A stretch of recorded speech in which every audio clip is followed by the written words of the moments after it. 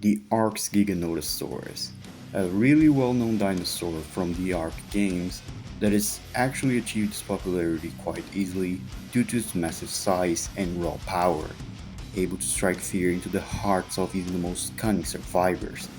But is he just a giant bum that just relies on size? Or is his strength beyond mere size? And in reality, his power is actually not related to his size.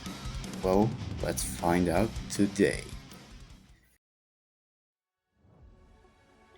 Before we talk about the monstrous power the Giga has, we'll talk about the speed of the Giga, which is a bit underrated.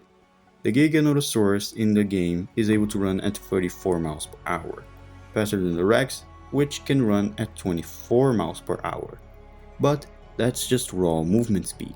We can get him much higher using creatures like the Sarcosuchus, who are able to rotate 180 degrees in less than 1 second, meaning that their bodies must be moving at about 100 miles per hour, which is consistent as not only the Deinosuchus itself can replicate the speed much faster, being able to move at 200 miles per hour, to be more precise, but they can also attack survivors, which can react to these levels of speed by dodging projectiles like arrows and rockets, which is further backed by the survivor with the leggings being able to run at such speeds, all of which mentioned are within the subsonic ranges of speed.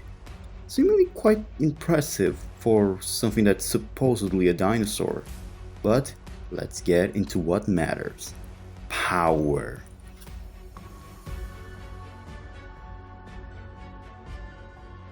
Right out of the bat, we can already scale the Giga to all other creatures, including the likes of the Duodigrus, which can destroy boulders, which comes to about 200 kilograms of TNT, with larger boulders coming to 1000 kilograms of TNT, which is also consistent as Rexes are able to no-cell explosions on this level, as well as being able to take down gigantic Redwood saplings by merely walking. But we're merely scratching the surface here. The higher tiers of ARK are able to even output levels of power in the city block range. All of these feats are something the Giga itself upscales by a very significant margin. But we can go further beyond. ARK's Giga can scale to the Dreadnoughtus, a creature who is able to injure and scale to the Ice Titan. All of the Extinction Titans can no-cell Meteors, whose kinetic energy would yield about 12 megatons of TNT, enough to level a whole city. But why does he scale to the Dreadnoughtus, you might ask?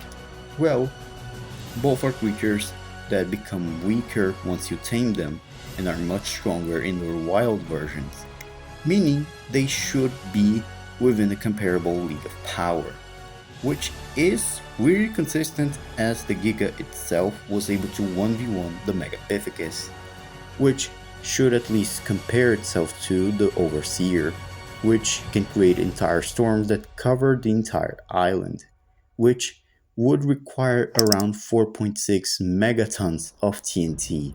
And considering the purpose of the Overseers, as in they are supposed to make you ascend so they know that you're ready for the challenges to come, this actual line of scaling is really consistent. So, if a 10 Giga could match one of the ARK's Guardians, that would mean that the Wild Giga would upscale it. After doing the math, a Wild Giga would scale to 28.7 megatons of TNT. But what if we went even further than that? During the events of Lost Colony, we see what happened to the moon and what the humans did to it, which, with conservative ends, we can scale the feat of destroying a moon to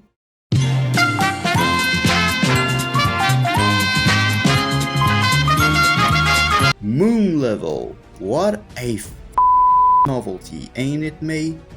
Well, more precisely 80 exatons of TNT. And even with these weapons, mankind couldn't even take down these titans.